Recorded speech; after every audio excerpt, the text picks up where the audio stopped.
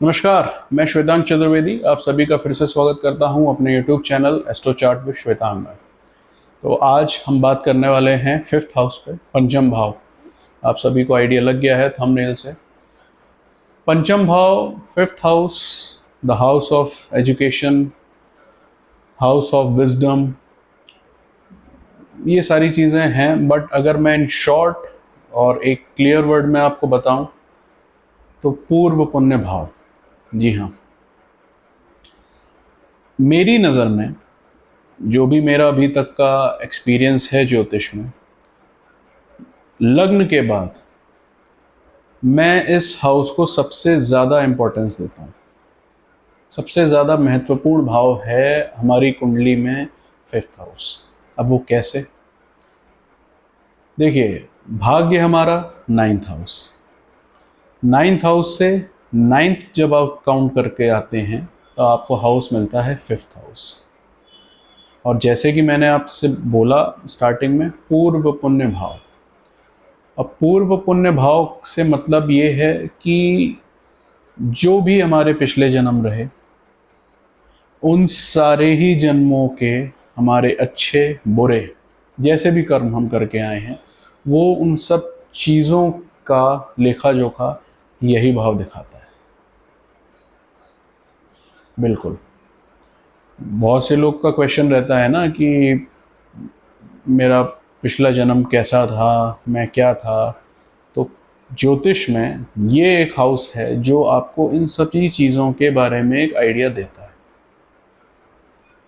और सिर्फ ये पिछले जन्म के बारे में आइडिया नहीं देता, बल्कि इस लाइफ में आप लेके जो आए हो और आप क्या, उन चीज़ों से आपको क्या इस लाइफ में मिलने वाला है, इस चीज़ का भी आइडिया देता है। तो अब आप समझ सकते हैं कि आपके पिछले जन्म और इस जन्म करंटली जो भी आप भोग रहे हैं, अच्छा बुरा, उन सब चीज़ों का रिजल्ट हम इस एक भाव से देखते हैं। अच्छा, इसके साथ ये भाव, जैसा कि मैंने बताया कि पिछले हमारे कई जन्मों के इकट्ठे जो कर्म हैं उन सबको लेके आता है। अब आपने बहुत से लोग देखे होंगे, हम भी कुंडली देखते हैं तो हमें भी दिखता है कि एक इंसान है जो बहुत स्ट्रगल कर रहा है अपनी लाइफ में, राइट।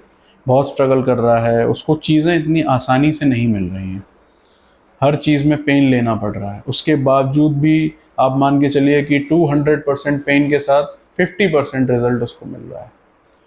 तो अगर हम कहीं ना कहीं ये चीज़ देखेंगे ज्योतिष में, उसकी कुंडली पर जाएंगे तो फिफ्थ हाउस का रोल वहाँ मुझे ज़रूर दिखेगा।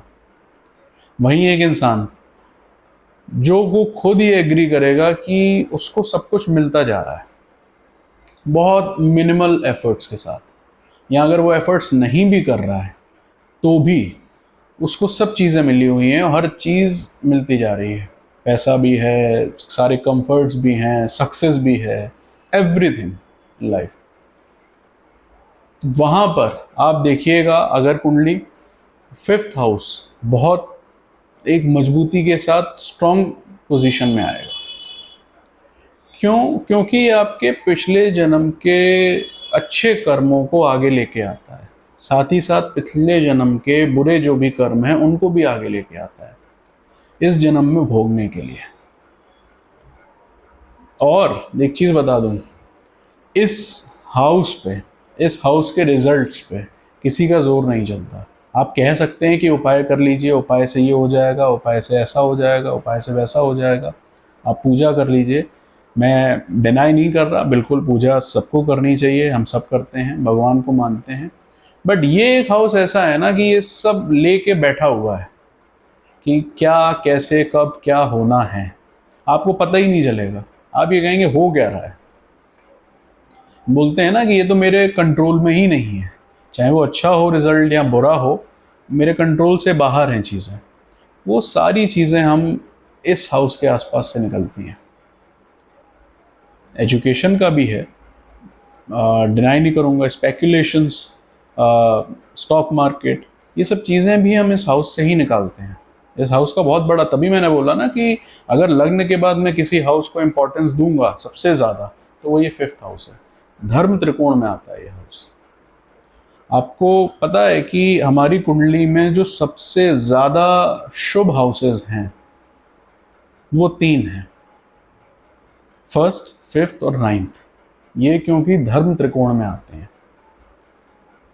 धर्म त्रिकोण मतलब ये कभी आपके साथ कुछ गड़बड़, अब वो बात एक अलग है कि एफ्लिक्शन में आ गए, गलत प्लैनेट वहाँ पर आके बैठ गया, फिफ्थ हाउस में कोई नेगेटिव प्लैनेट आ गया, एफ्लिक्शन में हो गया फिफ्थ हाउस का लॉर्ड, तो वहाँ पर चीज़ें गड़बड़ाती हैं। मैंने बोला स्ट्रगल, ऑटोमेटिकली एक स्ट्रगल आ जाता है लाइफ में, ना चाहते हुए भी। आप बहुत मेहनत कर रहे हैं, आप बहुत एफर्ट्स कर रहे हैं, बट फिर भी आपकी लाइफ में कहीं ना कहीं एक स्ट्रगल है, स्मूथनेस नहीं है लाइफ में। सब कुछ होते हुए भी कहीं ना कहीं प्रॉब्लम्स हैं। तो वो ये हाउस, फिफ्थ हाउस, पूर्व पुण्य, जो भी हमारे पिछले जन्म के कर्म हैं, पुण्य हैं, जो भी हम सब कमा कर लाए हैं इस जन्म में, वो यहाँ पर हम भोगेंगे। अब मैं ये भी यहाँ पर एक चीज़ बोलूँगा, और शायद बहुत से लोग इस चीज़ पर डिसएग्री करेंगे, बट मेरा जो एक्सपीरियंस है उसके बेसिस पर, नाइन्थ हाउस जो भाग्य है हमारा, मैं उससे भी ज़्यादा इस हाउस को इम्पोर्टेंस देता हूँ और ज़्यादा स्ट्रॉन्ग मानता हूँ। उसका रीज़न है क्योंकि अब नाइन्थ से नाइन्थ आ रहे हैं, भाग्य का भी ये भाग्य हो गया। फिफ्थ हाउस भाग्य का भी भाग्य है। बोला ना कि इस हाउस की चीज़ों पे किसी भी तरीके का जोर नहीं चलेगा, आप कितना भी जोर लगा लीजिए, क्योंकि ये आपके सब लेखा जोखा बन के आया है आपकी ज़िंदगी में कि ऐसा होना है, ये ऐसा होगा। और साथ ही साथ मैं आपको ये भी बता दूं कि बोलते हैं ना कि एक ब्रॉड सक्सेस, ऐसी सक्सेस जो मतलब सिर्फ आप नहीं, दुनिया देखती है आपकी सक्सेस को, उस लेवल की सक्सेस अगर कोई हाउस दे सकता है ज्योतिष में, तो वो ये फिफ्थ हाउस, कोई रोक नहीं सकता।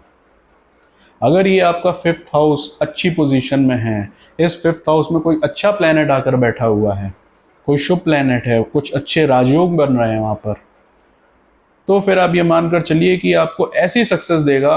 और आज आप किसी भी सिचुएशन में हो, डजंट मैटर, किसी भी कहीं भी कैसी भी सिचुएशन में हो, बट ये आपको, अगर इस हाउस से रिलेटेड आपके लाइफ में दशा आ जाती है, तो वो आपको बहुत आगे ले जाएगा, जितना शायद आपने सोचा भी नहीं होगा। इस हाउस के रिजल्ट्स के पैरामीटर कोई नहीं है। कोई भी बोल सकता है कि हम एनालिसिस की हो तो उस बेसिस पर भी, बट एग्जैक्ट आइडिया कि ये हाउस हमें क्या और किस पैरामीटर के साथ देगा, कोई लिमिट नहीं है। इन शॉर्ट, इस हाउस की देने की आप रिजल्ट्स कोई लिमिट नहीं है।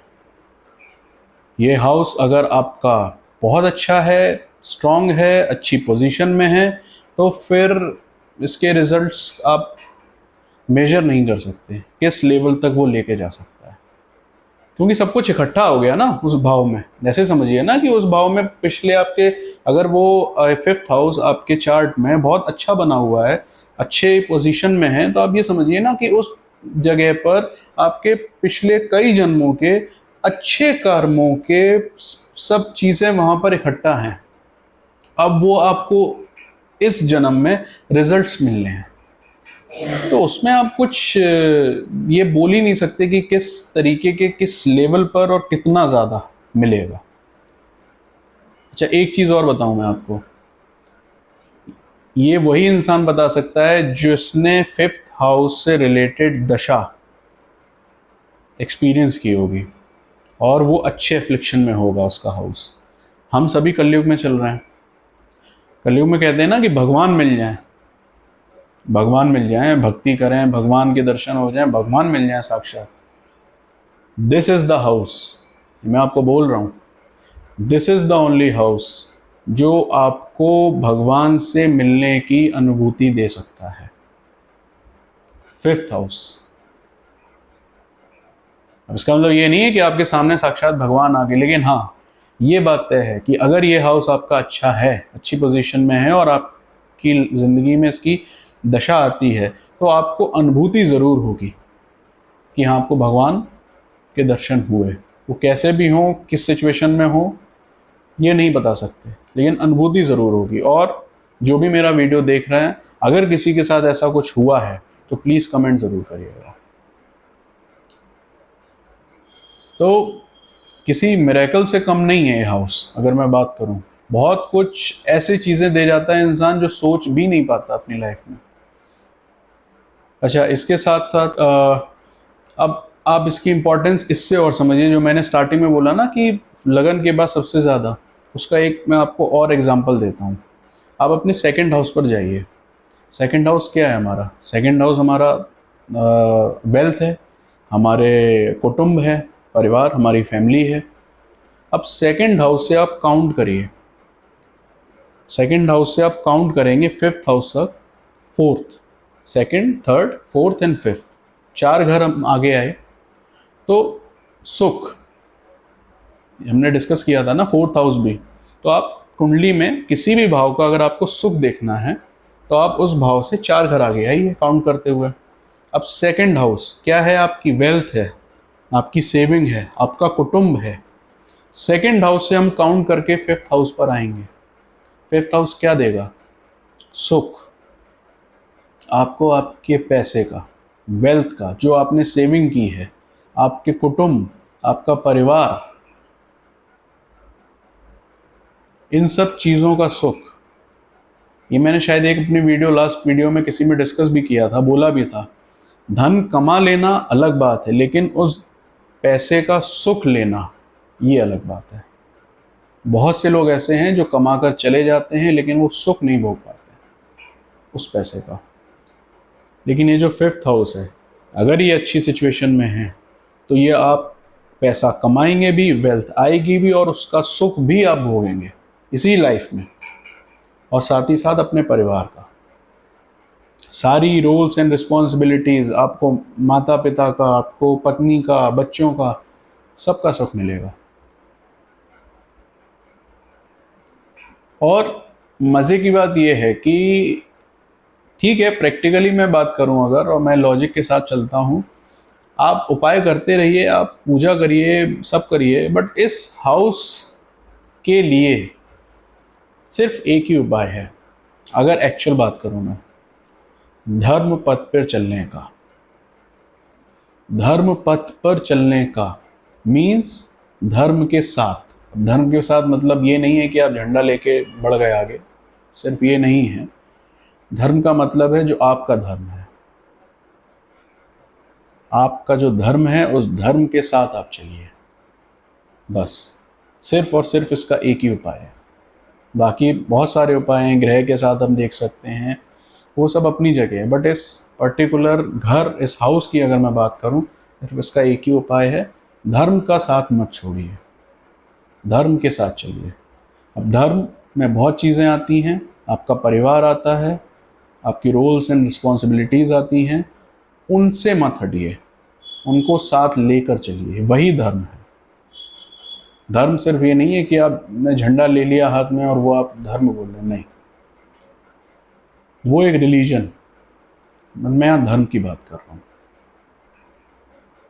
तो अब ये हाउस इस तरीके से काम करता है।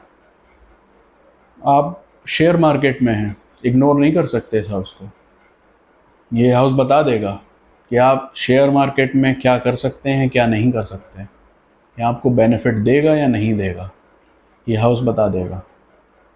आपकी एजुकेशन ओवरऑल कैसी रहेगी आपकी लाइफ में, आपके अगर मैं बात करूं, बच्चे किस तरीके के होंगे, क्या होगा, कैसी सिचुएशन रहेगी, सब कुछ ये हाउस बता सकता है। इवन आपकी जो इनकम है, उस इनकम पे आपके जो गेंस हैं, मैंने कहा ना स्टॉक मार्केट, स्टॉक मार्केट क्या है? गेंस, वहाँ से गेंस आप लेते हो, उन सभी चीज़ों पर ये हाउस डायरेक्ट इम्पैक्ट डालता है।